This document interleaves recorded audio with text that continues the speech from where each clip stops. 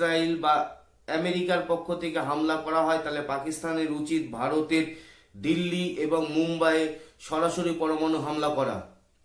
এই কথাটি যে সম্পূর্ণ কাকতালীয় ছিল সেটা না, সেটা আজকে প্রমাণিত হয়ে গেছে। পাকিস্তানের এই বক্তব্যে পাকিস্তান পরিষ্কারভাবে বলে দিয়েছে যে তারাও এই হামলার প্রতি উত্তর দেবে।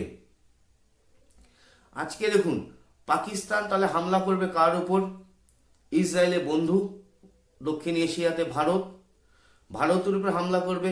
পাকিস্তান খুব ভালো করেই জানে যে অপারেশন সিন্দুরের সময় ভারতের পক্ষ থেকে পাকিস্তানের যে মিসাইলগুলো রয়েছিল সেই মিসাইলগুলোকে কিভাবে আকাশ প্রতিরোধ ব্যবস্থা, অর্থাৎ আমাদের যে সুদর্শন চক্র রয়েছে এয়ার ডিফেন্স সিস্টেম, তার মাধ্যমে পাকিস্তানের প্রত্যেকটি মিসাইলকে আকাশেই নষ্ট করে দেওয়া হয়েছে।